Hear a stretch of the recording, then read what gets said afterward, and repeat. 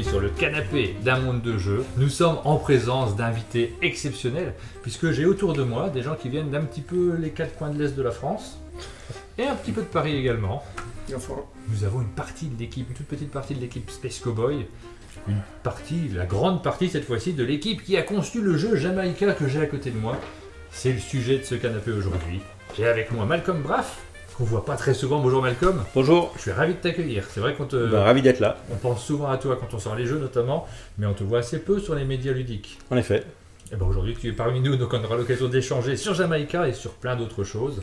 Nous avons l'indispensable Bruno Catala, qui a son mug au chalet. Ah ouais, ça c'est chouette. Ouais, qui a sa chambre bientôt, parce que... Je ne m'appelle pas Ludovic. T'es pas encore au stade de Ludovic Maublanc. Le paillasson. Le fameux paillasson Ludovic Maublanc qui est derrière nous. Celui qui n'a pas encore son mug, qui n'est pas venu suffisamment souvent, c'est Sébastien Pochon, qu'on accueille pour la première fois au chalet. Je suis ravi de t'accueillir ici. C'est souvent croisé, mais autour d'une table, autour d'un jeu, notamment lors des ludopathiques. Exactement. Mais c'est la première fois que je t'accueille ici en Franche-Comté. Rien que pour ça, ça valait le coup de créer le chalet. Et enfin, nous avons François Doucet de Space Cowboy. Je regarde là, mais ton nom n'est pas sur la boîte. C'est un mauvais réflexe de quand tu as un doute, que tu es concentré sur la présentation, que tu sais plus ce que tu dois dire. Je suis l'intrus, je n'ai pas participé à la création de Jamaïca. Un peu monsieur Space Cowboy du coup, puisque tu représentes Space Cowboy, en tout cas autour de ce canapé. Ouais. On va avoir l'occasion d'échanger sur les différents aspects de création de ce jeu. Et comme d'habitude, j'ai mon téléphone entre les mains. Ça va me permettre d'envoyer quelques photos qui vont servir peut-être potentiellement à discuter de différents thèmes autour du jeu Jamaïca, mais c'est des lancements de sujets, vous partez dans la direction que vous voulez comme d'habitude. Le sujet qui nous amène aujourd'hui, c'est la réédition de Jamaïca. C'est pas tout à fait une nouveauté, c'est un jeu qu'on connaît bien, qui m'a marqué à titre personnel, parce que lors de sa sortie, ce jeu, j'ai été impressionné déjà, pardon Bruno, mais je vais commencer déjà par l'aspect graphique et l'aspect éditorial. C'est une époque où on avait peut-être moins de jeux aussi impressionnants d'un point de vue graphique. C'est toujours le cas aujourd'hui, mais la précédente boîte était déjà très très belle. Alors elle est derrière nous, la précédente boîte, on peut la voir, elle est juste derrière nous. C'est même pas la toute première. C'est pas la toute première. C'est pas la première. Non. Je veux bien en savoir plus parce que moi je l'ai pas la toute première. Ouais. Moi j'avais celle-ci, et très souvent je la ressortais avec un public familial, notamment parce que le jeu est tellement chouette, tellement beau que... La toute première, il n'y a pas d'image, il n'y a pas d'illustration comme ça, il n'y a que du cuir. En fait. C'est un coffre. En fait, la toute première, c'est un coffre au trésor. Mais c'est un coffre au trésor, tout est cuir. En fait, tout ce qui est aujourd'hui. Les pièces là qui sont en dessous. Non, ça c'est à l'intérieur. C'est tout cuir. Et quand tu ouvres, tu as le dos des règles et du coup, tu as les pièces, d'or quand tu ouvres la boîte. Voilà, comme ça. Paf. C'est fait là en fait, ce cuir là. Ah oui, d'accord. Une vraie boîte quoi. Une vraie boîte au trésor. Mais c'est parce que aussi c'est quelque chose qu'on a pu se permettre, parce que la création de ce jeu s'est passée dans un contexte très spécifique qui n'a rien à voir avec le monde du jeu tel qu'on le connaît aujourd'hui, puisque en fait on a créé ce jeu ensemble pour une compagnie, en jeu d'entreprise, pour une société d'assurance. Tu m'as souvent parlé de ce genre d'anecdote. C'est pas la première fois que tu me parles d'un jeu qui est fait dans un contexte un petit peu différent et qui paraît ensuite dans le réseau traditionnel, celui qu'on connaît nous, joueurs. Mais c'était pas du tout l'ambition au début. C'était là, on avait un cahier des charges et puis voilà. Moi, j'ai toujours eu envie de jouer avec le dos du plateau. Aussi. Je le trouve tellement beau. Il y a un gaga au dos du plateau. Ah ouais, Une zigounette cachée quelque part? Il y a un jeu caché, Mais il y a un deuxième jeu caché. Ah bah je savais pas. Enfin, il y a une allusion à un autre jeu. Exactement. Un deuxième jeu caché. Est-ce que vraiment on va passer le canapé à chercher alors, qui triche. Ah bah si, non, faut pas le dire. Non, faut pas le dire directement parce qu'il y a peut-être des gens qui ont l'ancienne édition qui vont la rechercher. Ça y est plus dans la nouvelle du coup. Pas dans le premier tirage, mais ça devrait revenir dans le deuxième. Voilà. Ah voilà, j'ai trouvé. Moi je vois dessus. Ouais, mais moi j'avais de la peine à... Est-ce que ça serait un easter egg pour Animalia? Oui. Non, du tout. J'ai repéré très vite alors. Ouais, mais t'es un professionnel. Ah bah, faut avoir un tout petit peu. Animalia qu'on avait fait pour exactement la même compagnie d'assurance. Donc en fait, il y avait les deux jeux, Animalia et Jamaïca. Tout commence par le concours de Boulogne-Billancourt. Ah ouais. Le fameux. Exactement. Sur Montansier, oui, c'est juste. Bah oui, parce que l'histoire elle commence là. Concours de Boulogne-Billancourt, donc concours de créateurs, avec chaque année des jeux primés, etc. Et cette année-là, on ne se connaît pas. C'est en 2004, je crois. Ouais, ça doit être ça. Et Sébastien, de son côté, t'as un jeu sélectionné dans les 30, je pense. Ouais, dans les... C'était... Oui, dans la finale. Ouais, La finale, normalement, mais c'est c'était c'est 10, hein, un jeu finaliste en tout cas. Et puis moi, cette année-là, avec Serge Laget, j'ai du balai et on gagne avec du balai. Et du coup, on se retrouve à Boulogne à aller faire jouer nos jeux, etc.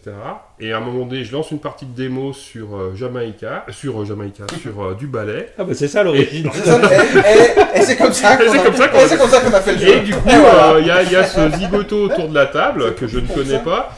Et puis on commence à jouer, puis il commence à parler, puis j'entends son accent vaudois. Et je lui dis, ah mais on doit pas habiter très loin. Et donc on sympathise comme ça. Il garde mes coordonnées. Et après, tu m'invites à faire la rencontre d'auteur. Non, c'était un atelier de game design au musée suisse du jeu à Vevey. Exactement. Et du coup, c'est là où je te rencontre, parce que tu y étais, et on se retrouve tous les trois chez toi. Mais nous, et là, on parle de nos projets. En termes de jeu. On parle de nos projets, et moi, c'est à peu près le moment où je perds mon emploi. Ouais. Et où je me dis, de toute façon, il faut que je crée quelque chose autour du jeu. J'ai l'idée de monter une société pour faire à la fois du jeu d'entreprise et continuer mon activité d'auteur. Et Seb me dit, mais nous, on réfléchit à la même chose. Et du coup, on sait qu'on a des envies communes et que voilà. Et à un moment donné, là, je te laisse expliquer comment tu rencontres Assura, etc. Alors, je crois qu'en amont, on a d'abord fait le jeu pour Groé. Ah oui, c'est juste, exact. Malcolm, un ami qui est une société en Allemagne, une grande société, pour qui tu avais fait un CD, une première fois, un disque, puis il voulait refaire un disque, toi tu n'étais pas très motivé, puis tu as dit pourquoi pas faire un jeu, ah oui, bonne idée, puis on a eu une sorte de premier mandat. Et puis nous on avait commencé déjà à faire un peu on se voyait pour les jeux, on commençait un peu à bidouiller, et puis là on se connaissait déjà, puis on s'est dit ok, mais est-ce que ce serait pas une bonne idée d'inviter Bruno sur le sujet, enfin sur le projet, parce qu'il avait de l'avance, plus de bouteilles. Oui, puis à un moment donné, au-delà de la bouteille, c'est à un moment donné, c'est qu'on se lance chacun de notre côté sur des sujets qu'on met, cette histoire de faire des jeux pour entreprise, à la fois, on se dit c'est ça qu'il faut faire, et en même temps, tu te dis il faut pas décevoir, donc, et à un moment donné, c'est plus sécurisant finalement de se retrouver plus nombreux, et en fait, je pense que c'est ça qui nous a liés aussi, quelque part, on était convaincus de vouloir le faire, mais en ayant un peu peur de ne pas être à la hauteur. Et le fait de cumuler les énergies, finalement, et les idées, nous a sécurisé sur le fait de proposer quelque chose de cohérent. Et ben nous, d'autant plus que tu étais déjà en avance sur la création par rapport à tu avais plus de bouteilles, donc c'était d'autant plus un atout. Là, on a fait ce projet, on a commencé, on a bien fonctionné, le projet a semi-abouti, on va dire, et après c'est resté en interne, etc. Puis par la suite, moi j'ai reparticipé à Boulogne, cette fois en étant primé, j'ai participé à le jeu, commence à me dire je vais faire des jeux dans la vie, c'est super. J'ai participé à Göttingen, à la rencontre d'auteurs, et il y a aussi une bourse qui décerne chaque année, que j'ai remportée. Puis ça commence à faire un tout petit peu de presse en Suisse romande. Et au retour de ça, on s'est dit aussi, avec le musée suisse du jeu dont je connaissais le directeur, pour plein de raisons, on préfère une rencontre d'auteurs en Suisse aussi, tiens. Et rebelote represse. Et là, c'est là que ça a levé les antennes de la compagnie en question, dont le grand directeur général et fondateur avait eu des velléités de jeu, de pédagogie, d'enseignement, etc. par le jeu, de jeu donc. Et un de ses directeurs est venu à la rencontre d'auteurs en disant voilà, on fait ci, on fait ça, on aurait des envies de. Puis ça a créé le premier contact. Je suis allé, on a discuté, il voulait faire un premier temps, il voulait faire 4 jeux, c'était tout de suite à fond. Il se trouve qu'on a quand même fait 2. Et mais on a fait en tout cas 3 protos. Oui, parce qu'il y avait 4 même. Et puis le projet commence à devenir un peu un gros projet. Et puis là, on s'est dit, c'est peut-être le moment de faire une entreprise en fait. On peut pas juste faire ça à la fraîche. Oui, parce qu'en fait, vous l'avez édité vous-même ce jeu-là. C'est ça.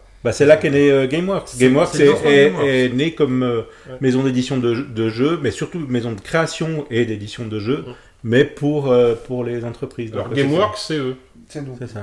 Moi, j'étais pas dans Gameworks. On s'est posé la question et on a eu. On a eu la question, mais après, on se disait avec la France, c'est facile, France-Suisse ou pas, ou comment, en termes de société, etc. Donc, on a monté nos sociétés, par contre, en travaillant ensemble, en facturation réciproque si nécessaire. Puis c'est comme ça qu'on a commencé, ce que je disais l'autre jour, c'était un peu facile. C'est pas qu'on a monté une entreprise, puis après on se dit, bon, comment est-ce qu'on gagne des sous? C'est qu'on nous a engagés, de toute façon, puis on s'est dit, c'est l'occasion de faire une entreprise. Donc on a eu une entrée assez agréable à ce niveau-là. Et c'est vraiment comme ça que c'est ça, on a eu le mandat et on a créé l'entreprise autour de ce premier mandat. Puis alors, pour revenir à la question d'origine, 3 sur une création, après, chacun fait comme il veut. Moi, tout seul, faire un jeu d'entreprise, je serais assez... Peut-être j'arrive, mais je serais inquiet, on va dire. Puis 3, de par le fait qu'on a toute première fois, on a fait à 3. Et puis la deuxième fois à 3, puis on a fait Animalia. On a refait encore Kimaloé avec Dominique Herra. Il y a un truc à 3 qui est assez agréable. Helvétique. Oui, mais moi je pense c'est une bonne dynamique. C'est une bonne dynamique, tu dois faire un truc avec des deadlines, mais qui est liée aux personnalités qui sont là. Ouais, on a vraiment trois rôles très distincts et complémentaires. On est très différents en fait. Ouais. Alors peut-être que si la première expérience avait été horrible, oui, déjà. Capillairement en tout cas, ça. On peut dire que t'as les 3. T'as les 3 options. Entre deux, les deux extrêmes, tu choisis. Je sais pas si je pourrais choisir très longtemps. Non, je pars dans une direction Bruno Catalienne. Et donc, peut-être que si la première expérience avait été catastrophique à 3, on n'aurait pas fait. Je trouve quand même à 2, c'est trop bien de faire des jeux à 2. Ouais.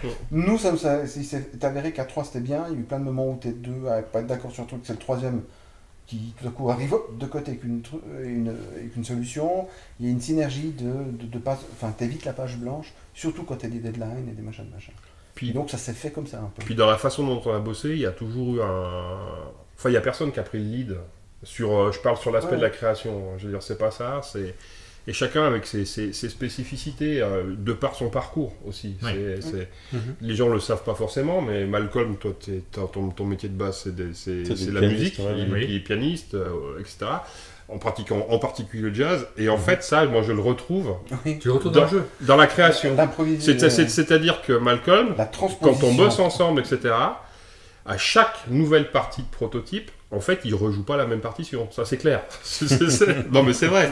Et à un moment donné, pour t'agiter le cabochon et la boîte à idées, c'est quand même assez précieux d'avoir, en tout cas au moins sur les phases initiales, d'avoir ce genre d'apport. Tu vois, ça, c'est sûr. Et puis toi, t'es champion de billard. Ouais, alors ça aide. Ouais. Il aurait préféré un milliard, mais bon. Cela dit, le billard, pour dire, pas le billard vraiment, mais j'avais fait du graphisme avec un ami il y a très longtemps. Oui. Donc j'ai appris un peu à utiliser des outils graphiques. Ouais. Le billard, moi j'ai fait beaucoup de billard, j'ai écrit un livre sur le billard. Oui, c'est pour ça que je dis ça, c'était pas une blague. Voilà, en fait. qu'on a édité à 2, mais c'est moi qui ai rédigé, c'est moi qui ai dessiné. Et on allait jusqu'à l'impression. Et le jour où on a eu le mandat pour les jeux, en regardant de près un jeu, tu dis bon, ok, le thermo, il va falloir réfléchir. La règle, c'est du print, c'est un booklet, voilà, il se trouve qu'on a fait un truc spécial, mais en vrai c'est le booklet. Le carton, c'est du carton, c'est un peu du print à plaque, tu mets un peu en volume, puis on se dit, mais en fait, je pense qu'on peut tout faire nous-mêmes. Et donc le billard un peu détourné, mais l'expérience de l'édition de ce livre de billard, plus du graphisme, tout ça, a fait qu'on s'est dit, oui, puis bon, t'as une compétence, en graphisme qui est un petit peu killer, quoi. Parce que, en fait, moi, ça, je vais en parler parce que. Enfin, en toute détente, parce que j'y suis pour rien. Je veux dire, parce que ça, c'est typiquement eux qui l'ont fait avec GameWorks, et particulièrement toi sur l'aspect de la réalisation. Mais ce qui est fort, c'est que ce jeu, il a 12 ans, 14 ans 14, 15. Il a quasiment 15 ans, en fait. Et la fameuse boîte dont on parlait, elle est là, voilà. Ah oui, c'est celle et en fait, quand tu ouvres la boîte, aujourd'hui, il n'y a rien qui a pris une ride. On peut aimer le jeu ou ne pas aimer le jeu. Je parle même pas de l'aspect ludique, je veux dire. Mais au niveau du matos, et ça, c'est un jeu qui date d'il y a 15 ans. Et donc ça, c'est quand même lié au fait de cette compétence-là que toi, tu avais déjà développée par ailleurs. Et puis celle de Mathieu qui a fait les... Oui, mais encore fallait-il le piloter. Non, mais on a bossé... Oui, on a eu des exemples de très bons illustrateurs qui ne sont pas bien dirigés. On a une bonne synergie avec Mathieu. Je crois qu'on a fait des choix sur l'ergonomie, on reste très satisfait. Mais force est d'admettre qu'un des éléments forts, et là c'est plus tant de la PO que de l'illustration, c'est la qualité d'illustration, qui à l'époque était incroyable, et qui aujourd'hui reste incroyable. C'est moins incroyable parce qu'il y a de plus en plus de jeux qui sortent qui sont très beaux, alors qu'à l'époque c'était peut-être un peu moins la norme, on va dire. mais ça reste de qualité top-notch en fait. Donc il n'a pas pris une ride. Mais cela dit, on lui a déroulé un tapis rouge en matière de boulot à Mathieu. Oui, on a. Même aussi par des choix éditoriaux, mettre les cartes en mode panorama, bah, ça permet de vraiment complètement exploser l'illustration. Enfin voilà. Créer le panorama qui ensuite sert comme une sorte de refrain dans le jeu. Voilà. À l'époque, je travaillais en boutique, je vendais la Belka, donc je l'ai découvert comme n'importe qui en fait. Et en toute honnêteté, et je dis pas ça parce que je suis là et que vous êtes là, mais c'était une claque. Vraiment, par rapport au standard en fait du moment, c'était pas pareil que les autres en fait. Donc il y avait vraiment une espèce de singularité par rapport à tout ce qu'il y avait sur le marché. Elle était et matériel et esthétique. À tel point que des joueurs qui ont tendance à s'orienter vers plutôt du jeu, ce qui est mon cas, plutôt du jeu à l'allemande, c'est pas vraiment un jeu à l'allemande, c'est un jeu familial. Oui. Mais j'avais envie d'y jouer, donc j'étais content presque d'avoir des enfants autour de la table pour pouvoir sortir Jamaïca et profiter de cette mécanique qui est très intelligente, mais surtout du graphisme. Je pense quand même que le fait d'avoir été engagé et donc d'avoir c'est ça. J'allais dire. Financièrement, c'était réglé. On a eu les moyens de pouvoir le faire. Voilà, ça permet de trouver un illustrateur qui est bien, discuter dessous. On aimerait changer des trucs, on peut rallonger, on a sous le pied, et puis finalement on aimerait encore faire un peu, on peut rallonger. Enfin, c'est un confort. Non, c'est vraiment fait plaisir au niveau de l'édition. On n'est pas chaque fois en train de piocher dans nos réserves, se dire on va mourir. Oui. On a pris le temps. Ouais. La règle, la fameuse règle avec les îles et tout ça, on a pris des mois à la développer. Ouais. Parce qu'on avait le temps.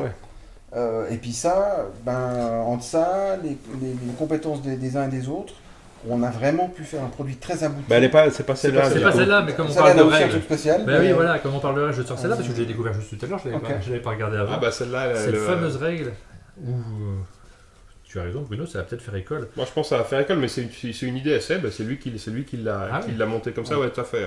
Et c'est juste génial. Je sais pas si vous voyez comment ça s'appelle. Il y a des onglets. Des onglets, voilà, des petits onglets sur les côtés pour pouvoir ouvrir la règle. J'ai inventé l'onglet, j'ai pas inventé l'onglet. T'as inventé l'onglet. Ne sois pas modeste. Oui, un petit peu, on dit le pochon chez nous, mais. Ok, j'ai inventé l'onglet. En France, ça reste l'onglet. J'ai quand même réussi à imposer le nom. Mais non, j'ai pas inventé l'onglet. Mais... Donc, ce qui fait que quand tu veux aller revenir à la règle et tu te dis, bah tiens, c'est le combat, hop, tu dis, directement combat, quoi. Si tout pouvait être comme ça, franchement. Moi, j'ai toujours. Enfin, maintenant que c'est là, tu dis, mais pourquoi c'est pas toujours comme ça? Il y a un coup, je sais pas si tu le connais, il y a un petit surcoup. Il y a un petit surcoup, c'est pas et puis peut-être ça marche pas toujours, cela dit, selon comment les chapitres sont organisés. Là, il se trouve que ça marche bien. Ça marche super bien. Et donc c'est toujours Mathieu Lessien qui fait les illustrations, vous avez gardé le même illustrateur. C'est les mêmes illustrations. C'est les mêmes illustrations. Ça, c'est une illustration qui est issue d'une des cartes du jeu, en fait. Et donc tu vois le niveau de détail, c'est-à-dire qu'en fait c'est une carte agrandie et puis ça tient encore sur une autre boîte. On avait le choix, on avait fait plein d'essais parce qu'on avait le choix. Après, ce qu'il faut dire, c'est que Mathieu, à l'époque, je pense qu'aujourd'hui, il travaille un peu différemment parce que c'était impossible sur le long terme. Enfin, pour nous, on hallucinait, il était fou en fait. Sur la première boîte, il y a des rivets. Il bossait parce que le finissage, il s'est fait en Suisse, il est venu. Ils l'ont enfermé dans l'atelier. Non, mais il y avait, on avait un gros écran et puis tu as un rivet de la boîte, gros comme ça. Il faisait des petits reflets. Et en fait, quand tu vas très près, tu vois que c'est ultra détaillé. Et puis, c'est sur celle-là en fait, tous ces petits rivets comme ça. C'est chaque rivet différent. Enfin, c'est vraiment un travail de fou. C'est de l'informatique? C'est du numérique. C'est tout du digital. Je crois que c'était du Painter, si je ne m'abuse. Et puis de la craie grasse dans Painter. Mais c'est un travail de mutant en fait. Et puis Animalia aussi. Et puis ça, c'est pour ça que ça tient aussi bien la route quand tu t'agrandis, parce qu'il y a un niveau de détail qui, je pense, est dur à garder parce que, je sais pas, tu fais un jeu par année avec ce type de... Mais c'était mortel. Nous, on a réussi, on était là. Trop bien, trop bien. Là, on va montrer la nouvelle règle, mais l'ancienne, on peut aussi en parler. C'était une carte au trésor. Moi, je me souviens toujours pareil, quand j'ai ouvert le jeu pour la première fois, j'ai fait mais elle est où la règle? Et puis là, j'ai fait ah oui, d'accord, je comprends, il faut avoir un esprit. Cette règle, c'est, je sais pas, des dizaines de parties test avec chaque fois des joueurs nouveaux qui n'avaient jamais joué au jeu. Donc, on devait chercher des testeurs qui n'avaient pas joué au jeu. Et on testait la règle, on les laissait jouer, on regardait comment et on y revenait. On a gagné un prix. Oui, le prix de la règle. Il y a en Allemagne la Golden Faber, c'est ça? Non, Essen Faber. Et donc c'est le prix de la meilleure règle en fait. Et donc on avait été primé pour ce jeu-là. Bravo. Alors il y a eu des débats, Il y en a qui apprécient pas. il y en a qui se plaignent de la taille, que c'est mal pratique et tout ça. Nous, ce qui nous a surtout convaincus, c'était vraiment au début de l'édition, donc de notre collaboration éditoriale. Donc on se pose des questions, comme tout éditeur. Et notre toute première expérience a été la règle d'Animalia, qui est un jeu vraiment très simple. Mais pas tant. Mais voilà. Puis on avait rédigé la règle. Comme d'hab en fait. Une règle, je ne veux pas dire normale, mais standard, voilà, il y a tous les points de règle, etc. Et puis comme c'était notre tout premier jeu, on avait fait un vernissage, il y a toute la famille, les potes et tout ça, donc les gens un peu proches, pas forcément joueurs, qui sont venus, qui l'ont acheté, ils soutiennent, c'est super, qui jouent. Puis on a eu pas mal de retours qui nous disaient « c'est hyper compliqué votre jeu ». Puis on s'est dit, compliqué quand même. C'est un petit jeu, Animalia. C'est ça, c'est un petit jeu de cartes. Puis la règle, je comprends rien. Alors, évidemment, il y a le défaut habituel du non-joueur qui n'a pas l'habitude, certes, mais on s'est dit, bon, il y a deux façons de traiter la chose. Ou bien, ma foi, ils sont tous un peu gogoles, tant pis. C'est peut-être vrai, mais tu peux aussi dire, si tu mets un produit sur le marché et que ton retour, c'est qu'on ne comprend rien, il faut peut-être aussi regarder de ton côté et dire, qu'est-ce qui ne va pas. Et on a beaucoup réfléchi à ces histoires de règles suite à ces commentaires. Et on peut lier ça à une autre expérience où ma fille, qui à l'époque avait 4-5 ans, m'avait demandé un jour de jouer à Piranha Pedro, en me disant, avec la version d'origine, la BD, qui a des règles en BD en fait.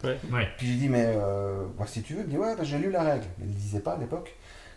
Et puis je dis, ok. Puis en fait, elle avait vraiment feuilleté la règle. Et elle lisait beaucoup, elle feuilletait beaucoup de BD aussi. Et elle avait quand même compris le jeu. Ah oui. Dans les grandes lignes. Je parle de jeu, mais puis toutes ces choses, on s'est dit, mais est-ce qu'on ne devrait pas faire une règle beaucoup plus graphique? Parce que apprendre par l'image en fait. C'est ça. Parce que très souvent, presque tous les jeux, tu as des points de règle qui sont énumérés. Faites ci, faites ça, faites ci, faites ça. Ça peut être simple. Je lance le dé, je le passe à gauche, si c'est deux jeux. Mais en fait, tout est abstrait. Puis on s'est dit, ok, poussons le concept à carrément illustrer. Le gars lance les dés. Puis on dessine dans l'idée, est-ce qu'on pourrait faire comprendre le jeu sans texte. Et puis c'est comme ça qu'on a commencé à réfléchir par groupe deal, et puis ça s'est formé comme ça. Puis on a séparé les tonnes d'informations suite à des discussions avec une amie psychologue qui fait dans le cognitif et tout ça, qui nous parlait du nombre d'informations qu'on est capable de lire, de reconnaître, etc. On dit ok, alors on fait des groupes beaucoup plus serrés. Puis c'est tout ce travail-là qui a donné cette règle. Alors elle est grande, mais nous on a fait beaucoup de tests, dont un tout dernier, je me rappelle très bien, ça c'était à Boulogne, dans la ludothèque un soir, où on avait fait lire, on était à Paris, et puis on fait lire la règle, encore un groupe de tests, et puis ils étaient 3, il y en a un qui lit, un truc qu'on avait remarqué, c'est que souvent le lecteur montrait aux autres, chose que je vois jamais, d'habitude tu lis ton livret, ou tu lis à voix haute, ou tu l'as préparé, ça c'est un autre débat, mais tu lis à voix haute, puis tu montres un peu. Là, il y avait une sorte de réflexe de dire, donc c'est peut-être ce côté graphique qui poussait à faire ça. Et au milieu de partie, il y a une question sur le combat, et je me rappelle, mais vraiment, je ne sais pas pourquoi ça me marque que ça. Et à un moment donné, il y avait le lecteur, et puis c'était une fille qui était en face, en fait, le gars avait lu, mais c'est la fille, qui dit, regarde-moi le combat, c'est l'île rouge en haut à droite. Puis on s'est fait, oh la vache. Il y a une sorte de... Vraiment, j'ai même pas lu la règle, mais je sais où trouver l'info. Et puis on s'est dit, bon, là, on tient peut-être quelque chose. Alors peut-être que c'est la seule personne au monde qui a réagi comme ça, on ne saura jamais. Mais ça nous a conforté dans cette voie, et puis c'est comme ça qu'on a fait cette règle. Et puis on ne saura jamais à quel point, quel degré de pourcentage des gens auront joué juste grâce à ça. Pas grâce à ça, mais enfin c'est ça l'histoire de cette règle. Et on sait aussi qu'il y a des gens à qui ça met des boutons. D'avoir une règle de cette façon-là. C'est parce qu'il y a une c'est dur ce mot. Uniformisation. Bravo. Mais je l'ai travaillé. Mais on a besoin, quand on a des repères, de reprendre toujours le même système. Et il y a trop de syllabes pour moi. Je ne sais pas faire les longs mots comme ça. En tout cas, c'est vrai qu'avec nos habitudes, moi, quand je fais des jeux à la demande, j'ai besoin d'avoir ma mise en place graphique. Si je ne l'ai pas, je suis un peu perdu. Et de ce fait, là, vous êtes sorti de la route habituelle. Cela dit, c'est bien fun de se poser la question et de s'interroger, de dire, et puis si on faisait comme si, enfin, c'est tout le geste créatif. Et puis s'il peut aller même juste dans la rédaction de règles, enfin, dans sa mise en page. Puis quelque part, on sait aussi que quand tu prends du recul par rapport au jeu de façon générale, que le principal écueil à la diffusion de notre plaisir favori, c'est la transmission de la règle. Et donc tout ce qu'on peut avoir comme réflexion sur comment la transmettre le plus facilement possible, etc., de rendre des choses complexes, simples à appréhender, forcément c'est ça de gagner sur la potentielle diffusion d'un jeu derrière. Quelque part, c'est la raison de l'évolution de la règle. Exactement. Quelque part, parce que elle est sans doute pas forcément plus facile à assimiler au départ. C'est-à-dire que la mise en place initiale, la première fois qu'on ouvre la boîte, alors évidemment, il y a le problème de l'encombrement, mais au-delà de ça, je ne pense pas qu'elle l'explique mieux qu'avant. Mais par contre, il y a quelque chose qui est fait mieux, ça pratiquement à coup sûr, c'est quand on cherche un point de règle de Jamaïca, là, on le trouve instantanément, et la règle est quand même relativement courte. Et donc, du coup, paf, on est directement au bon endroit. Et c'est vrai que c'est plus pédagogique, je pense. Après, effectivement, elle est plus classique. Donc, on sait qu'il y aura des gens qui préféreront l'ancienne règle. Mais les icônes sont là, le travail graphique est toujours là. Il y a quand même de la création dans cette nouvelle règle. Ça, c'est ça qui est marrant. Je sais que de voir si un jour on a des retours, mais peut-être que ça servira aux gens qui voient les règles, ou qui regardent les règles en vidéo, mais qui en ont besoin d'une précision. Oui. Et là, sans avoir lu la règle, tu peux cibler quand même ton info. Et je me demande si ça fonctionne. Ah, peut-être. À quel point ça fonctionne. L'avenir nous dit. Moi, je ne pourrais pas très. Mais je crois qu'il y a encore beaucoup de boulot à faire sur la règle de jeu. Oui. Je pense à Time Stories. Il y avait eu le petit jeu tuto de départ. Il y a plein d'idées à explorer. La question de la règle. Et sur la règle en vidéo aussi, parce que bien sûr. Les règles en vidéo, moi, j'y arrive pas. Alors qu'on en fait aussi, mais je n'arrive pas du tout à. Je m'endors en fait. Je perds le fil. Pour moi, c'est difficile aussi, mais je crois que c'est une question. Je sais pas, de médias d'habitude. Tu veux dire qu'on est vieux Ouais, mais c'est pas impossible. D'habitude du média ou je sais pas. Moi, je préfère lire que voir une vidéo. On pourrait faire des règles vidéo mais interactives. Ah, tu veux dire des livres qui s'animent? Non, mais littéralement, où en fait, t'es pas passif à regarder, puis peut-être tu t'endors. Il y a des gens induire le. Il y a des gens qui font ça. Enfin, il y a des gens qui commencent à travailler là-dessus. On a pas mal de contacts avec des gens qui sont pas forcément éditeurs de jeux, mais qui sont quelque part éditeurs de règles. Et qui essayent de réfléchir à comment trouver un média qui permette d'expliquer les règles très facilement, parce qu'on l'a tous vécu. Finalement, le meilleur moment pour apprendre un jeu, c'est quand quelqu'un le connaît parfaitement, généralement un animateur ou un auteur, c'est plus agréable, et qui vous explique le jeu. Et là, même le jeu le plus complexe, finalement, on s'aperçoit que quand on le décompose et qu'on l'explique convenablement avec le matériel et dans un environnement où tout le monde est attentif, d'un seul coup. Oui, mais aussi pour une bonne raison aussi, c'est que l'explication orale ne se fait pas dans le même sens que l'explication écrite. Oui, donc à partir de là, c'est pour ça que je parle de nouveaux médias. Tu peux revenir, exactement. Tu sais qu'il y aura des questions et tu y reviendras. Exactement. Mais je dis exactement ça, c'est on n'explique pas la même chose à l'oral que comme c'est écrit en fait. Et d'où l'intérêt des tabulations qui en fait permettent... Parce qu'en fait, quand on cherche une règle, c'est... Mais au fait, qu'est-ce qui se passe quand on fait ça et ça? Et donc il y a des mots-clés. Et sauf que s'il n'y a personne pour expliquer, il faut chercher dans la règle le mot-clé. Alors il y a des règles qui font des index. Sauf qu'on sait tous que généralement c'est mal fait. Dis-moi comment jouer à Jamaïca. Voilà. Et là, du coup, avec les tabulations, on va directement... on va dire deux mots qu'on a dit, quoi. Ça m'arrive d'apprendre un jeu en lançant une partie sur Board Game Arena et de regarder un peu comment ça fonctionne. Mais c'est pas conçu pour ça. Non, c'est pas fait pour ça, donc c'est pas du tout l'idéal. Mais c'est vrai que le fait d'être interactif, d'être actif en fait, tout simplement sur le jeu, ça nous permet de retenir les choses. On est actif quand on lit, on ne l'est pas forcément quand on regarde une vidéo. C'est un casse-tête, il y a plein de choses à trouver. On peut faire des vidéos de lecture de règles. Ah non, mais par contre, si quelqu'un me lit la règle, moi je ne comprends rien. Il y a peut-être pas un créneau. Ça, c'est hyper dur. Ouais, je suis d'accord. Donc ça, c'est une nouvelle image. La nouvelle édition, nouvelle édition du jeu. Je vais vous demander à l'un d'entre vous de venir me l'expliquer. Qu'est-ce qu'il va me l'expliquer en bas? Parce que dans le studio, on va pouvoir étaler le jeu sur la table et montrer peut-être un peu le matériel. Parce que là, je vais vous dire, il y a des cartes avec 2 icônes dessus, il faut programmer, on va rien comprendre ici. C'est pas des cartes, c'est Space Cowboys. Des cartes, ça n'existe plus. Oh là là, t'as dit qu'on pouvait monter.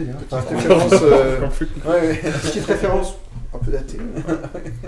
Sébastien, tu veux bien venir dans le studio, m'expliquer le jeu très rapidement? Allez, si tu veux. Ok, on fait ça, et puis on retrouve le canapé. On se retrouve dans notre studio avec Sébastien pour vous parler donc de Jamaïca. On va découvrir le fonctionnement en quelques minutes, très rapidement, comment ça marche ce jeu qui est très familial. Très familial, en effet, oui. Alors, le principe de base, c'est que c'est une course. Oui. On a l'île de la Jamaïque, enfin, une version de l'île de la Jamaïque.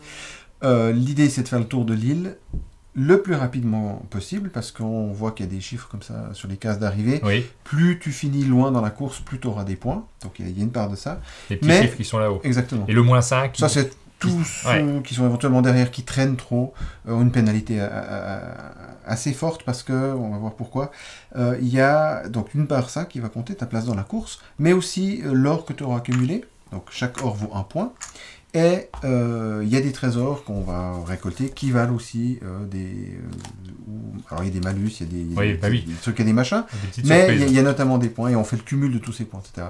Là, tous ceux qui sont derrière sont pénalisés parce qu'on s'est rendu compte qu'il y avait moyen d'accumuler de l'or en restant vraiment en arrière, et la volonté, c'est quand même d'avoir une course. Le principe est relativement simple. Chaque joueur a 3 cartes en main. Oui. À chaque round, il y a un capitaine qui lance 2 dés et qui va décider ensuite de comment il les met sur ce qu'on appelle la boîte de navigation. Donc là, je peux faire 4-2 ou 2-4. Voilà, le choix est aussi simple que ça. Sachant qu'exactement, ça se reporte à une action du matin avec un petit soleil ou de la lune. Et ça correspond à ce que j'ai en main en termes de cartes. Autrement dit, je vais choisir une carte. Une fois que je l'aurai choisie, j'aurai le même concept, c'est-à-dire que le 2 de gauche là, voilà, va agir sur l'icône de gauche du matin, oui. Et le 4 sur ça. Donc là, dans ce cas, il s'agirait de charger mon bateau. On a tous un bateau ici, mais on a les cales de mon bateau qui sont là. Et moi, là, par exemple, là ici, j'ai une carte avec voilà. un déplacement, et ça, c'est un moteur de jeu essentiel, puisque Exactement. si je le place comme ça, je vais me déplacer de 4 C'est ça. cases. C'est Exactement. important pour la course. Donc là, avec les mêmes chiffres, on a chacun une carte différente. Moi, je vais charger une fois de nourriture, une fois 4 poudres. Toi, tu vas charger de l'or et tu vas avancer de 4 cases. Alors après, il y a des règles de chargement, je peux pas, etc. On ne va pas rentrer dans ce Il y a détail-là. une micro-gestion, on va dire, Oui. assez simple, mais néanmoins des fois un petit peu tricky, où tu te fais un peu embêter, parce que tu n'as pas beaucoup de cales. Et il s'agit d'avancer. Et quand tu avances, on va devoir... Alors, selon les cases, il faudra payer de la nourriture. Selon les cases, il faut payer de l'or, sachant que l'or, c'est aussi des points. Et selon les cases, on est sur des repères de pirates qui sont gratuits parce qu'on est à la maison et qui aussi rapportent un trésor. On pioche un trésor, qu'on garde secret si c'est une valeur. Ou bien ce sera peut-être un pouvoir spécial. On peut avoir une cale en plus, on peut avoir plus de combats, etc., etc. Et oui, parce qu'il y a un aspect combat. Il y a un aspect combat. Il y a des interactions avec les autres joueurs autour de la table. On peut notamment charger de la poudre qui viendra comme les autres marchandises dans les cales. Et parfois, on tombe les uns sur les autres. Et alors là, il y a combat. Il y a un dé de combat qui sert à ça. Il y a la poudre qui permet d'altérer un peu le résultat. Et on joue. Donc après que tout le monde a joué, on change de capitaine. C'est toi qui lance les dés, c'est toi qui choisis par rapport à tes cartes. Parce qu'évidemment, tout le monde doit choisir sa carte par rapport à ce que tu auras fait, qui n'est pas forcément la combinaison qui m'arrange. Donc je fais au moins pire. Et une fois que c'est à moi, j'ai un peu plus de choix, parce que je peux organiser au mieux possible.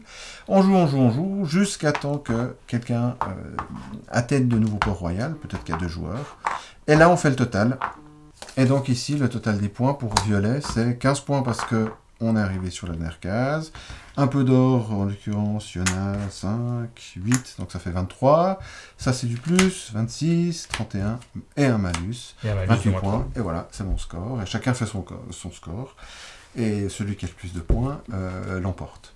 Donc voilà, il faut retenir que c'est un jeu très simple dans la mécanique, simple, parce que là, on l'explique rapidement, mais le principe de jeu, c'est vraiment ce système de petite programmation qui est accessible et qui permet aussi de découvrir un petit peu des richesses de jeux modernes avec un public qui peut découvrir le jeu de société. Moi, je m'en suis beaucoup servi comme jeu d'entrée dans la mesure où on a ce plaisir de choisir une carte parmi 3. Ça va pas chercher loin, mais vous voyez directement qu'on peut avoir des petites mécaniques du type cette carte est super intéressante, je pourrais la jouer, je pourrais la jouer plus tard, donc je vais la garder. On peut optimiser, ça parlait, mais on peut un petit peu optimiser ces chemins, le prix relatif parce qu'on finit par se dire mais en fait chaque case coûte un point d'une certaine façon vu que ça me rapproche. Il y a des petits choix mais qui sont vraiment des petits choix en termes de stratégie avec des interactions directes. Voilà, et ce qui est pas mal aussi de jouer quand on a un public assez jeune, c'est qu'au pire on peut même jouer une carte au bol. C'est pas idéal, mais on joue, puis il se passe des choses, je peux gagner, des fois je gagne un combat. Les combats c'est vraiment bim boum, un peu de hasard. Voilà, donc c'est effectivement très accessible à ce niveau-là. Merci Sébastien pour cette présentation rapide et efficace de Jamaïca. On se retrouve sur le canapé.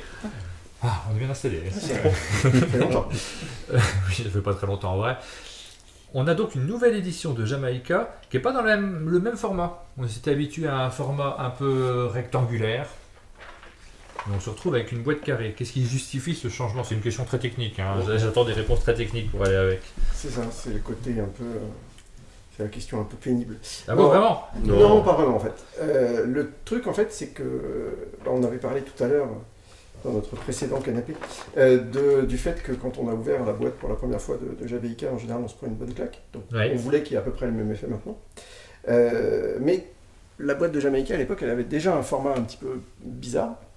Un petit peu étrange. En tout cas pas standard. Oui. En tout cas pas standard. C'est-à-dire que par rapport aux autres jeux... elle est italienne, c'est peut-être le fait qu'elle soit italienne. Parce qu'en termes de format, elle est quand même... Ah oui, le fait c'est une boîte, c'est pas non plus sauvage. Mais disons que c'est vrai qu'elle ressort des autres, ce qui est plutôt une bonne chose. Oui. En tout cas, c'était une bonne chose. Nous, notre démarche, quand on a décidé de refaire, entre guillemets, Jamaïca, si on regarde bien, par exemple, au niveau graphique, on a changé, mais c'est toujours les mêmes dessins. On n'a pas non plus fait de modification dans la règle, donc on va dire peut-être qu'il fallait changer quelque chose. En fait, c'est pas ça, on n'a pas changé le format juste pour dire on a fait quelque chose, c'est parce qu'en fait, on pense que Jamaïca est un jeu familial parfait, et qu'il est à sa place, je dirais, avec d'autres jeux qui ont le même format, comme Aventure du Rail, comme Oui, Total, etc. Parce que c'est une durée de jeu qui est proche, parce que c'est la même fluidité, la même simplicité. Le même public cible. Et surtout le public cible. Moi, à titre personnel, j'ai découvert Jamaïca assez tard, et pour moi, c'est un jeu familial, mais au sens propre du terme, c'est-à-dire qu'un jeu familial, quelque part, c'est marrant quand on peut un peu taper sur les autres, quand on peut un peu faire des vacheries, et c'est vrai que dans certains jeux plus modernes, on le perd. Et moi, c'était un truc que je trouvais génial dans Jamaïca, c'était justement ce côté un petit peu, on peut aller taper sur papa et le calmer un petit peu. Donc du coup, il a complètement sa place dans les jeux familiaux, dans ce format-là, et dans le monde moderne de l'édition, où il y a pléthore de jeux, il est important qu'un jeu, on sache où il est, et où il va être rangé physiquement dans les étagères. Et aussi bête que ça puisse paraître, quand vous êtes dans un format un petit peu pas standard, vous vous retrouvez avec d'autres jeux. Donc on s'est dit, pour que Jamaïca clame sa place au milieu des jeux familiaux, il faut qu'il ait un format de jeux familiaux. Alors c'est ce qu'on appelle, je vais faire un franglicisme, donc un gateway game, donc un jeu portail. Ah, donc il y a le format qui est associé à ça maintenant. Oui, maintenant, et au prix oui, aussi, on en a beaucoup parlé. Alors Oui. je ne sais pas si c'est le cas de celui-ci, mais le prix est souvent lié aussi au format. Le prix est souvent lié au format. Bon là, en l'occurrence, je pense que la boîte rectangulaire ne surprenait personne au niveau du prix. Ça, à la limite, c'est vrai que ça n'a pas changé. C'est pas trop le problème du prix. Mais c'est vrai que c'est vraiment une question de format pour que, dans une boutique, et dans la plupart des boutiques, dans toutes les boutiques même, avec ce format-là, vous vous retrouvez effectivement dans des jeux qui sont proches. Et donc forcément, il y a plein de vendeurs qui connaissent Jamaïca. Le jeu, il est là depuis des années. Mais au niveau du conseil, quand moi j'ai été vendeur en boutique, donc je sais bien comment ça se passe. Quand vous vous déplacez dans la boutique pour guider les clients vers, alors ces jeux-là, c'est cette catégorie de jeux-là, forcément, vous n'allez pas non plus avoir envie de vous balader dans 5 endroits différents. Donc, il sera rangé avec les jeux gateway, les jeux familiaux et les jeux dont il est, à mon avis, personnellement, légal. Donc voilà, c'est la raison principale du changement, qui est aussi simple que ça, en fait, finalement. Et Jamaïca a changé d'éditeur aussi.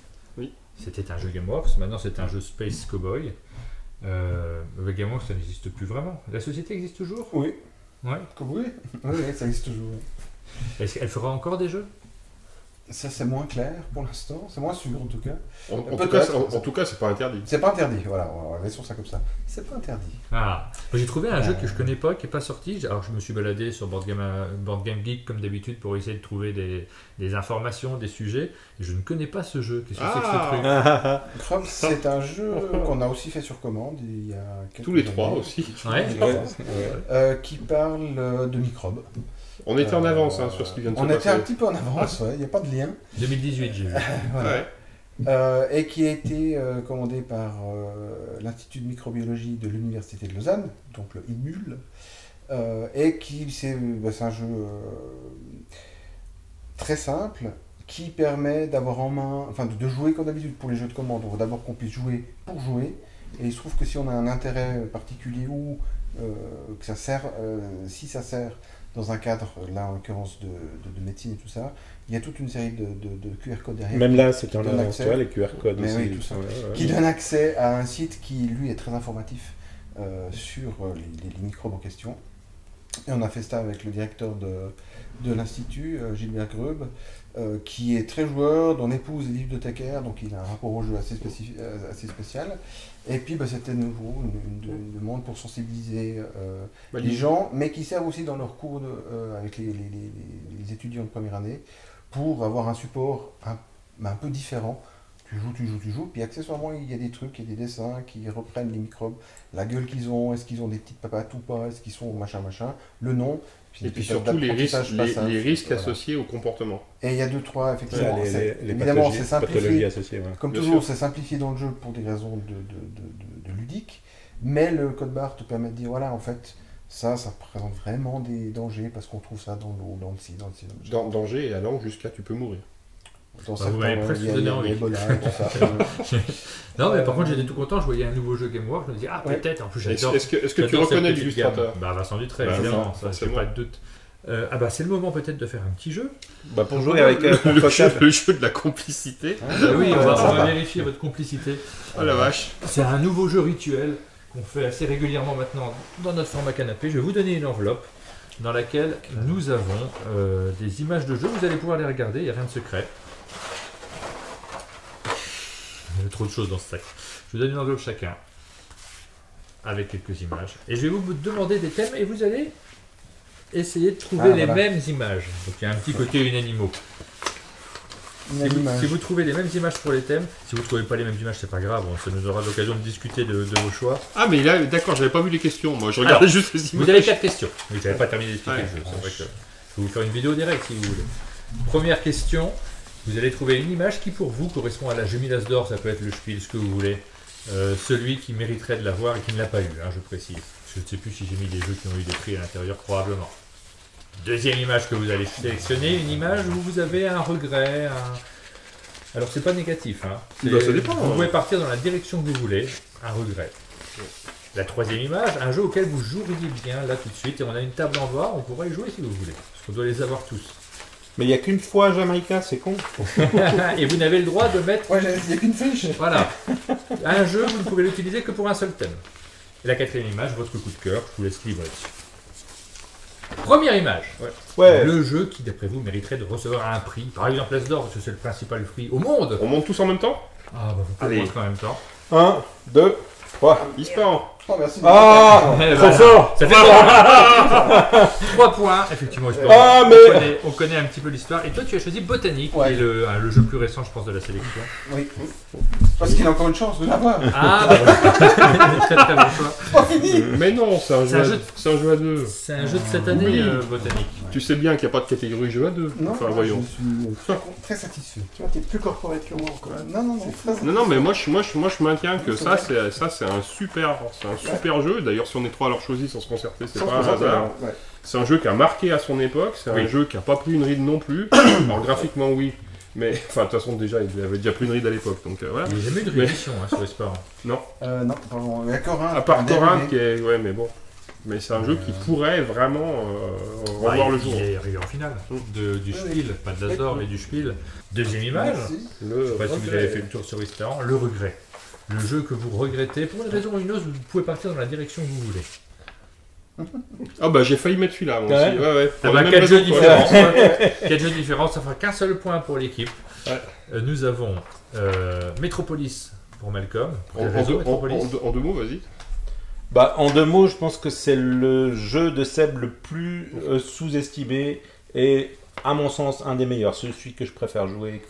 Moi, mon regret, incroyable. Moi, je rajouterais que mon regret, c'est que c'est un jeu que je connais depuis le début aussi, parce qu'en fait, on y a énormément joué sur le prototype, dans ta version western, Cowboy. Et moi, j'ai été énormément déçu par son édition.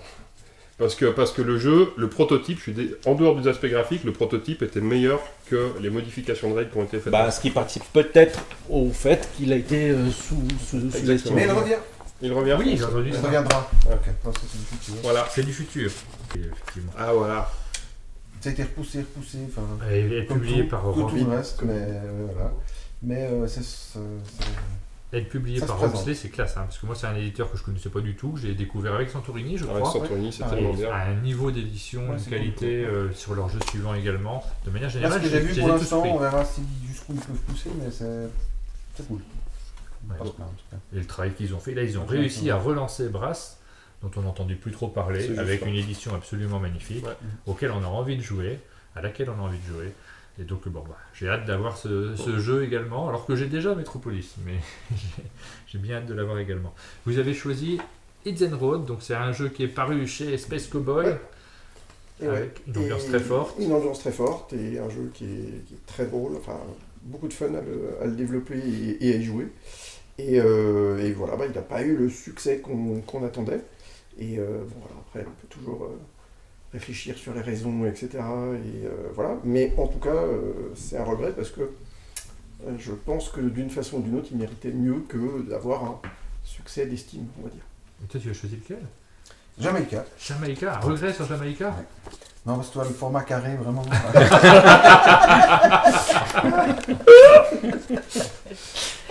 Non, en fait, quand on a sorti Jamaïca, on s'est baladé avec à Nuremberg. Je ne sais plus si je l'étais déjà sorti. Je crois qu'on avait déjà envoyé des copies. Je crois que je l'étais déjà sorti. Parce qu'il y a eu d'abord, il était pour l'entreprise machin. Puis finalement, vu qu'il y avait une sorte d'engouement, on a pu ouvrir. Puis on a commencé à en envoyer, genre à gauche à droite, à des reviews, etc. Et à ce Nuremberg-là, on a eu plusieurs membres du jury de l'époque qui sont arrivés. Du Spiel, du jury du Spiel, qui sont arrivés, on va dire enthousiastes. Mais super très enthousiastes. Ouais. Puis nous, on n'avait rien demandé à personne. Ouais. J'étais là, putain, c'est incroyable le travail. Il y a un, puis un autre, puis un autre. Puis j'étais là, bon, ok. Puis la session qui était, ah, mais j'ai reçu, mais c'est fantastique. Alors, évidemment, on a effectivement, c'était l'époque où il y avait moins de sorties, on arrivait de nulle part, donc ça fait un peu un effet de manche, parce que hop, voilà, puis le premier, puis il est beau, puis ça a l'air de plaire. Puis au bout d'un moment, tu te commences à dire. Et en fait, après, il était mentionné il était sur la liste de recommandations. Mais il y a quand même un moment donné. C'est pas tant un regret. Alors oui, tu peux toujours regretter de ne pas gagner le Spiel en termes de. Oui, bah voilà. Mais c'est pas tant un vrai regret qu'une sorte de. Ah non. Et ça a vraiment fait, mais moi, c'est la seule fois où on nous a sauté au cou pour dire oh Dieu. Puis tu commences un peu à te faire. Puis effectivement, quand tu arrives les nominations, tu fais ah bah non. Puis ça fait quand même un peu. Donc c'est ce petit moment-là, après cette espèce de montée d'adrénaline, qui est une sorte de regret par rapport à ce jeu en fait. Et t'as beaucoup pas gagné le Spiel, genre. Moi, c'est ma spécialité. Moi aussi, hein. Oui, bah non, moi aussi, moi j'ai pas fait de jeu, donc c'est ça. Des masses. Et on voit Scarabia de ce côté-ci. Oui, bah Scarabia, parce que c'est un jeu que j'adore, auquel chaque fois que j'ai pu le faire jouer, l'adhésion est immédiate et les gens jouent et rejouent, etc. Je suis d'accord. Et en même temps, pour diverses raisons sur lesquelles je ne m'étendrai pas parce que c'est pas l'objet, en fait, il a réellement pas eu sa chance au magasin. Donc, voilà. C'est diplomatiquement bien dit. Voilà. Ensuite, c'était le jeu auquel vous avez envie de jouer tout de suite. Là, juste après. Alors, Scarabia. Bah merci Malcolm, ça fait plaisir. C'est-à-dire que j'y ai jamais joué, donc du coup, là tout de suite, je veux bien, vraiment. J'ai pensé faire exactement ça. Du coup, vraiment, je me réjouis, enfin voilà. Donc, avec le principe des pentaminos. Ouais, c'est ça, des pentaminos. Ouais. Et on pourrait y jouer là tout de suite. Sobek de joueurs. Ouais, c'est Sobek de joueurs, c'est ni pour être corporate, ni pour faire de la pub ou quoi aux caisses, mais c'est un jeu qu'on a rebossé ensemble avec Seb. Et sur lequel on est en train de beaucoup rejouer en ce moment parce qu'on est en train de rajouter des petites bricoles et que je m'éclate bien avec ça et que je l'ai dans le sac. Alors, je suis curieux de découvrir. Et, parce que moi, c'est Sobek. Alors, la première version, déjà, j'étais super fan. J'ai eu peur en voyant arriver le Sobek de joueurs. Parlons du thermo. Je crois que ça suffit, les connaisseurs connaissent. J'ai eu un petit peu peur en voyant la nouvelle version. Je me suis dit, bon, peut-être ça va moins me plaire parce que vous avez changé la mécanique. Mais elle me plaît aussi, mais différemment. En fait, j'aime bien les deux, moi. C'est un autre jeu. Ouais, c'est complètement un autre jeu. Et donc, ça a bien démarré. Ouais, écoute, on est très content. Catch-up, on fait un super boulot à tout point de vue, etc.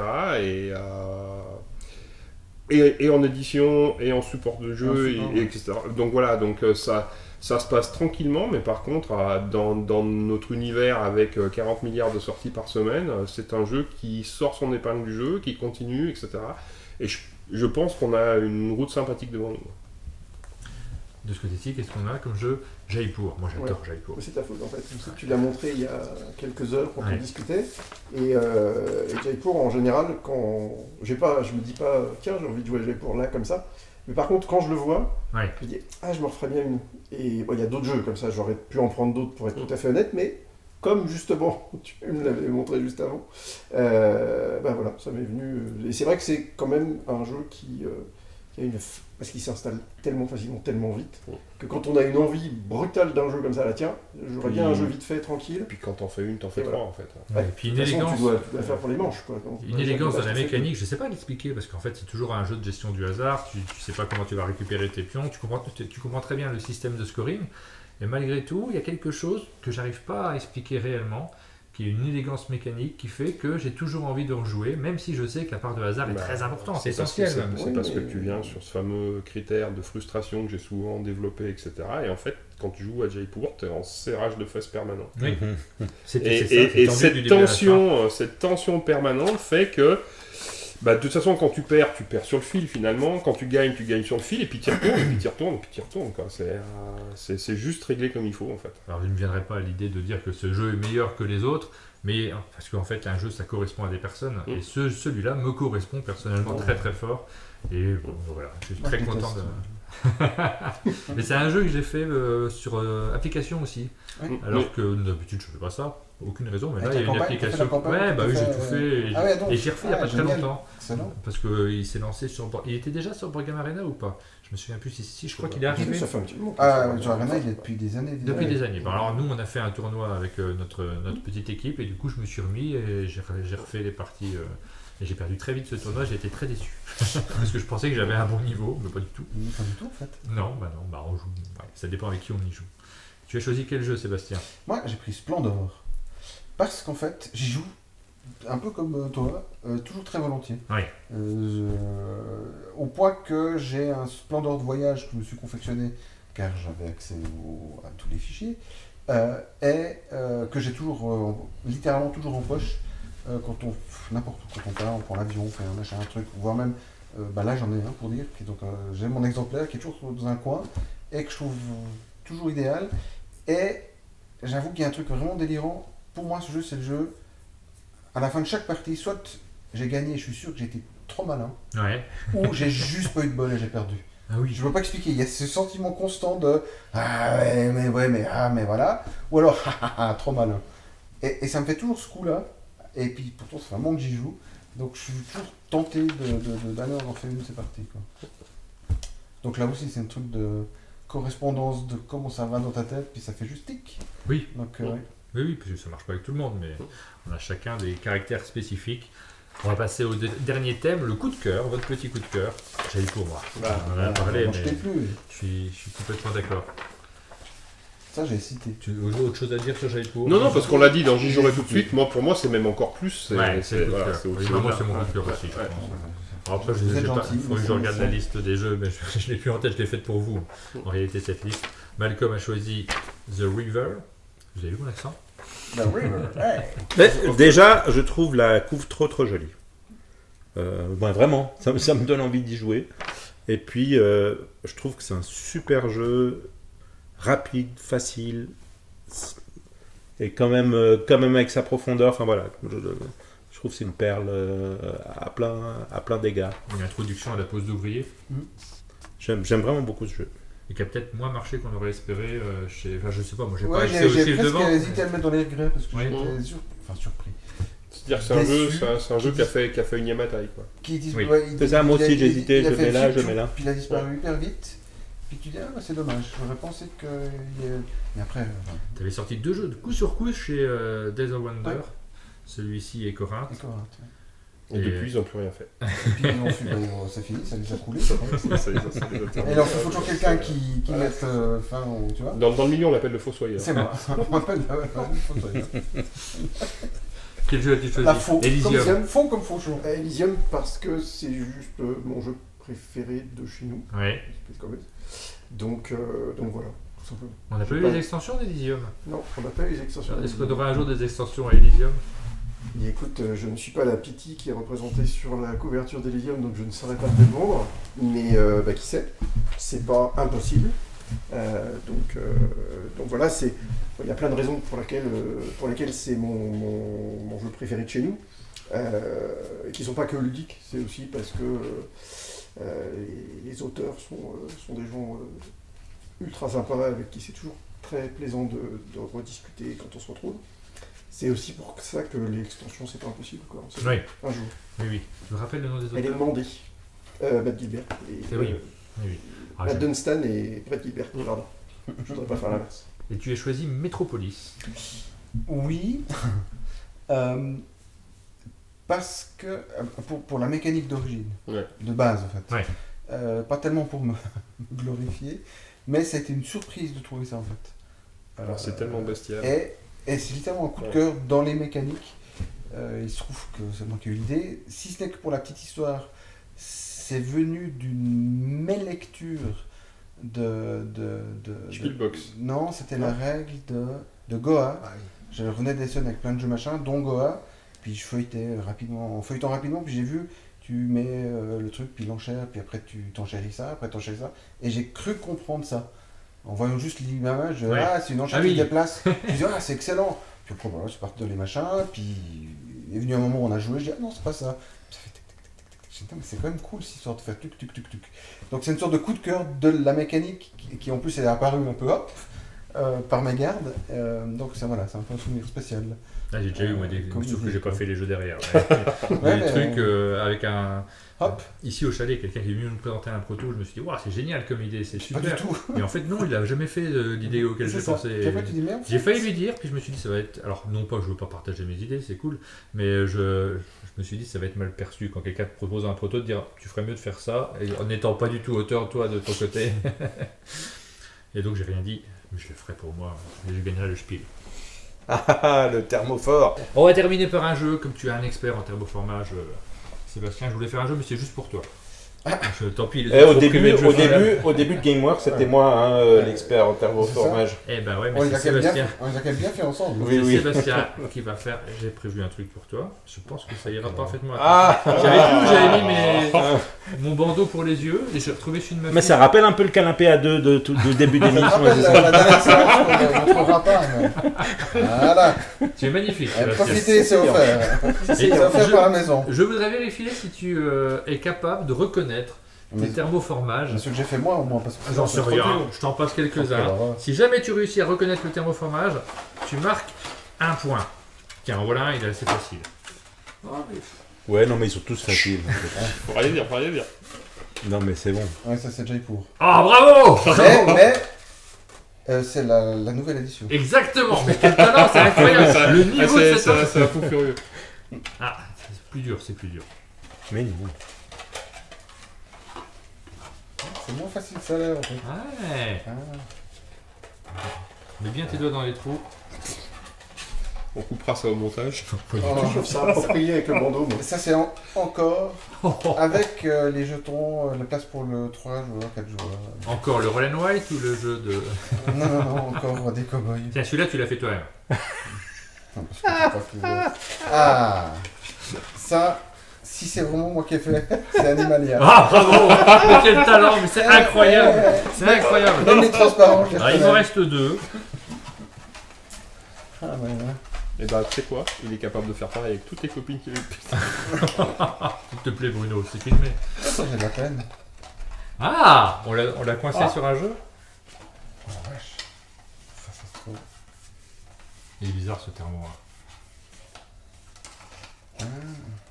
Après, il y en a encore un.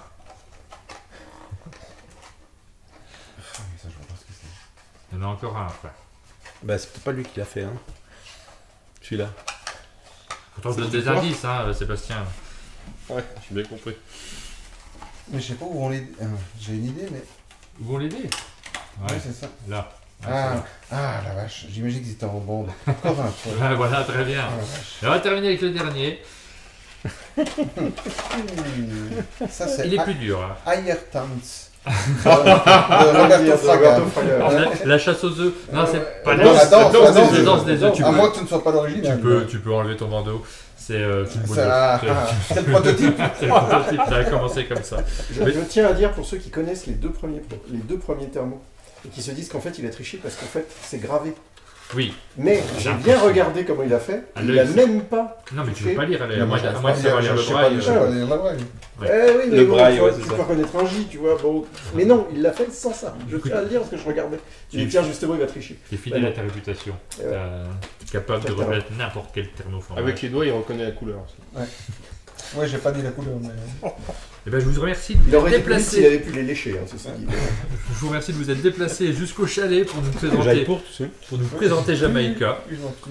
J'espère que vous avez passé un beau moment. Bah, merci à toi pour l'accueil. Et puis nous, on va descendre, on va profiter, on va manger ensemble. C'est toujours un bon moment au chalet. Et peut-être qu'on aura l'occasion de jouer à certains des jeux que vous nous avez présentés juste après, voire du prototype. Si vous avez des prototypes, moi je suis toujours preneur. Et nous, on vous donne rendez-vous très bientôt pour une nouvelle vidéo sur la chaîne. À bientôt.